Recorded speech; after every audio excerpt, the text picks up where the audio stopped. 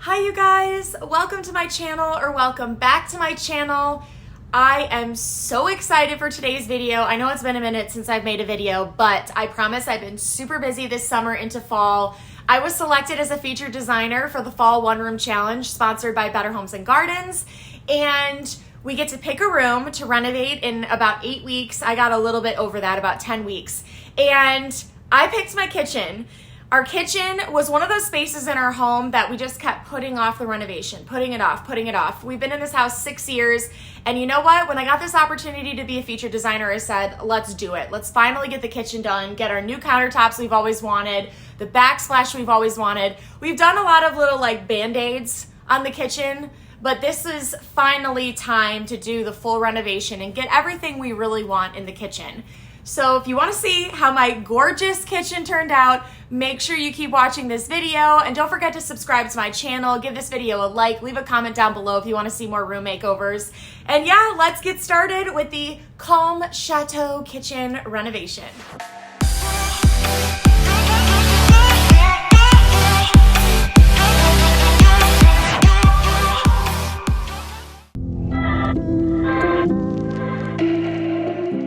Here's what our kitchen looked like when we first moved into our home back in 2015. It was a butter yellow.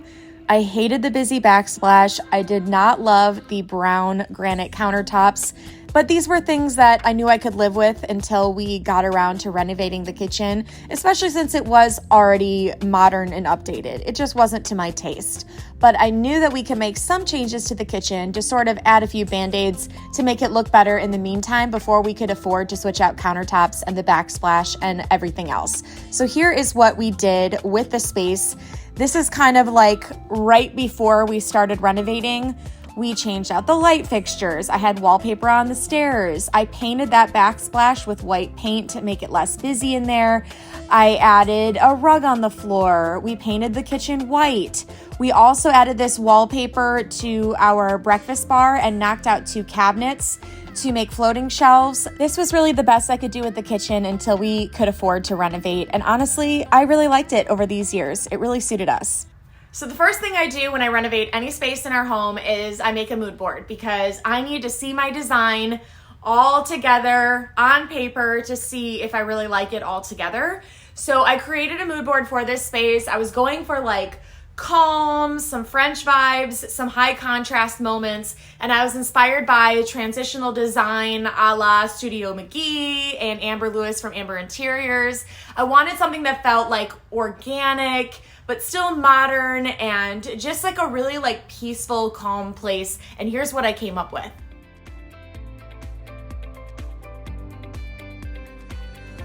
Here's the mood board I came up with for the space. This gave me an overall feeling of calm and really gave me that transitional design style feel I was going for. I knew that having only about 10 weeks to do this makeover, I would need to secure countertops as quickly as possible, because that's something that I was gonna have someone fabricate and remove our old countertops and install the new ones. So I actually went to a place local to me called Cabinets and Granite Direct. I think they have a location in Chicago as well. I'll leave the link below if you're local here in Cleveland or you're in Chicago.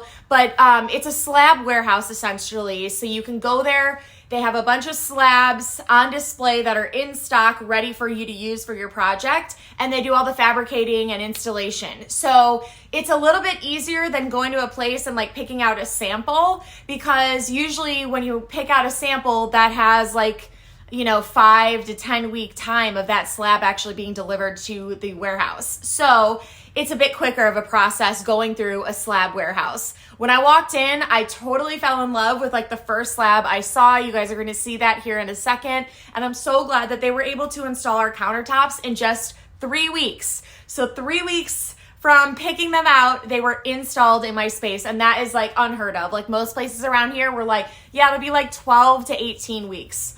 I didn't have that much time. So here is me going shopping for my countertops, and you'll see which ones I picked out. And then you'll also see them installed into my space.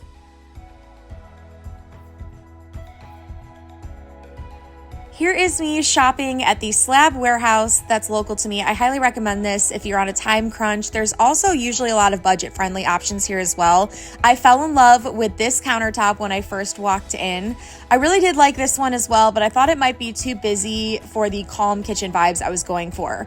We hired a team to rip out our existing granite countertops and the backsplash, and I'm not gonna lie, this was a point where I was really questioning my life choices because there was no turning back after this. But in my mind, I was like, okay, it has to look bad before it's gonna look good. And yeah, it looked pretty bad, not gonna lie. But the guys came to install the new countertops in literally 3 weeks. We got really lucky. They were able to slate us in for install right away. And I opted to spend a little bit more money to get a waterfall. Here is him installing it on just the peninsula. That's what it looks like on the edge of it. I thought it was so clean. I think they came out so nice and they're so calming. The warm sort of gray tone with the white marbling is beautiful. And there's our sink from MR Direct. And the last part of this is just me taking down all of our cabinet hardware. They were really oversized, ultra modern, and I wanted to go for something more simple, so I just patched the holes on all of these and got some paint to match in preparation for some new hardware. Another big part of this project was actually redoing our stairs and our hallway because it actually is right adjoined to the kitchen, so I wanted it to look just as nice as the kitchen did and kind of coordinate.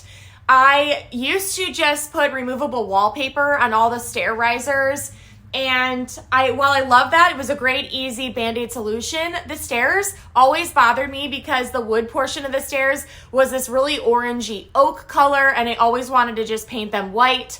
And then they're very slippery, and I can't even tell you how many times I've fallen down just those few stairs that we have. So I wanted to add a stair runner, which I thought would be great and look very cohesive with the kitchen because I planned on matching the floor rug we're going to use in the kitchen with the stair runner. So let me show you how I made over the stairs.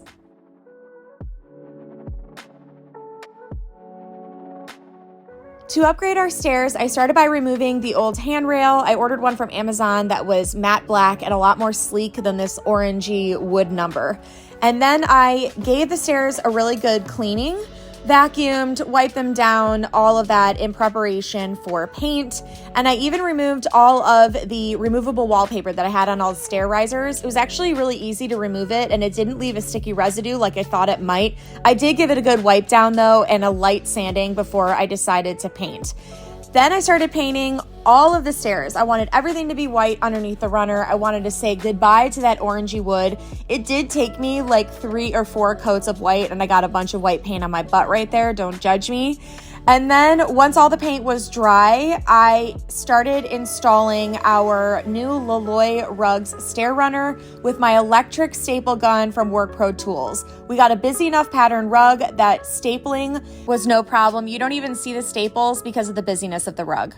A super easy and honestly kind of fun project I did in our space was adding window panes to our patio sliding doors and our window. I could not afford to replace our window and door, and also the time constraint wouldn't have allowed me to replace those things anyway during this 8 to 10 week renovation we were doing in the kitchen. So what I ended up doing was finding this company. They're in the USA. They're called New Panes, and they make these little PVC strips that are like flat. And you can get 3M tape. You can get, I think there's like a Velcro version as well. And they basically cut to size with scissors. You put them in these little connectors, and then you make a grid and you stick them to the door with 3M tape or Velcro or your window, and you can create this really cool grid-like pattern. Let me show you how I did that and how it turned out.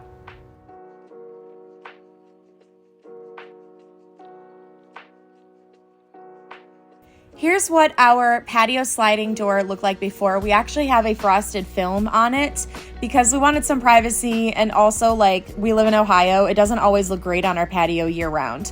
So these are the little PVC strips that you get. Here are the connectors, and then I opted for the command strips, and that is how you adhere them to the windows that you have. And all you have to do is cut them to size, put them with the grid, and put the grid on the door with the 3M tape. Here is me measuring and cutting all my pieces to size and adding them to the connectors. Measure 8,000 times, cut once. Make sure you know the size of your door frame so that you can line it up perfectly. And here's me installing one. Here's how they both came out. Honestly, one of the easiest projects I've done, and it makes such a big difference and was quite affordable. The PVC trim that I bought from New Paints was less than $200 to do both patio doors and the window. Our tile choice. Oh my gosh, did I hem and haw over this decision in the kitchen, because I decided early on that I wanted to carry the backsplash tile all the way up and over our window, above our patio sliding door, and down the entire breakfast bar area in the back behind our floating shelves. So I wanted to really love the tile because it was gonna be like 89 square feet of tile. And I'm so happy with what I chose. I was originally going to just do a subway tile, and I'm glad I decided to do something a little bit non-traditional, but still we laid them out in a staggered pattern like a subway tile. They are 4x4 tiles from my sponsor Tile Bar. They are the Montauk tiles, 4x4 size in gin. That's the color of them. They have this beautiful sheen to them, and they are so sleek and clean, but they also have like a cottagey feel because they're sort of like a handmade look to them. They look like Zellage tiles, but for a fraction of the price. Zellage tiles can be like $18 plus a square foot. These were like $6 and something cents per square foot, which was really affordable, especially since we had 89 square feet to cover in the space. I want to thank Tile Bar for gifting the tile in this space, but I did hire a team of 2 to come and install the tile, and check out that process right now.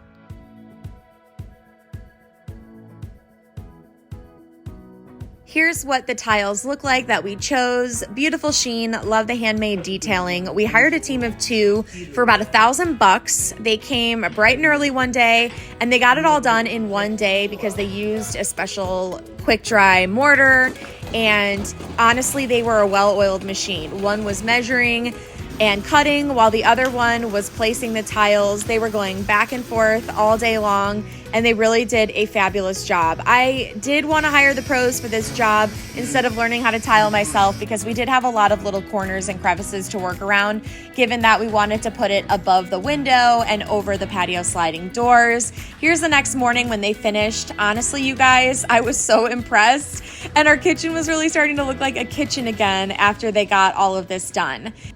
As I expected, the tile has such a beautiful sheen to it, and depending on the lighting, it can look like there's some color variation in the tiles as well. It's just a super, super pretty, sleek tile. Honestly, I don't think I could have picked a better tile for this kitchen. It was exactly what I was hoping for.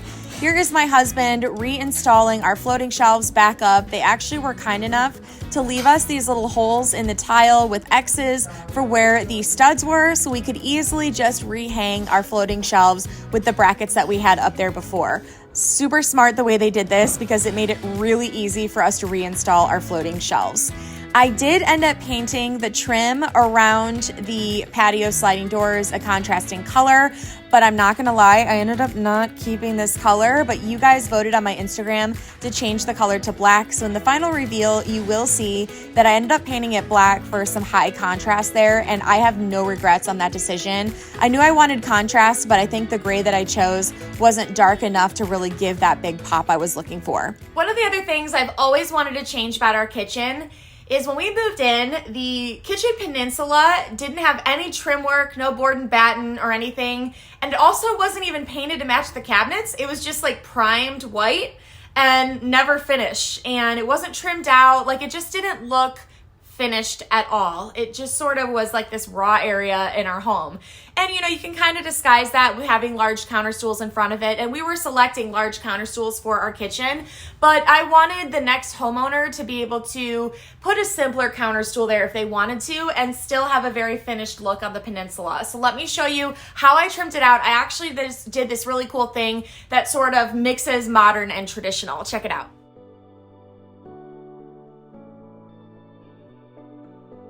Here's what our kitchen peninsula looked like before. You can see there's lots of gaps everywhere. It just really did not look finished at all. So I started by adding some 1x3s to all of the outside edges to seal those gaps there. And I'm just using my brad nailer, some MDF 1x3s from Lowe's. Very affordable to do. I think this project was maybe like less than $200, I want to say, with all the supplies. And I'm just making sure that I'm closing all those gaps. My husband helped me a little bit here. Next, I'm adding vertical battens, as they call them, to get that board and batten look.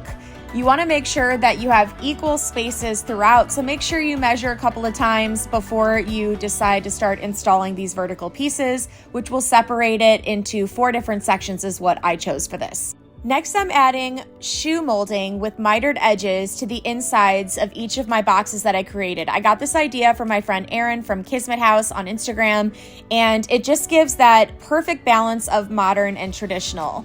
And to finish it off, I'm adding the same shoe molding to the outside edges of the entire peninsula to really finish it off.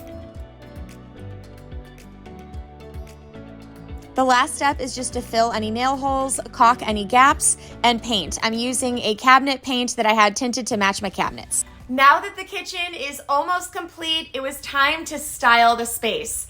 This is always my favorite part. It's like the cherry on top of any design. And since my kitchen design was so simple and clean, I really felt like this was a great opportunity to make it really come to life. I didn't want to overdo the styling, but I certainly wanted to make an impact and really make the space feel cozy and comfortable.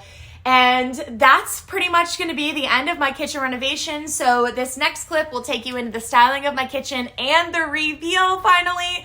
Thank you guys so much for watching this video. Make sure you're subscribed if you're not already, and I really hope you love the outcome. Thanks so much for watching. I'll talk to you guys on the next video.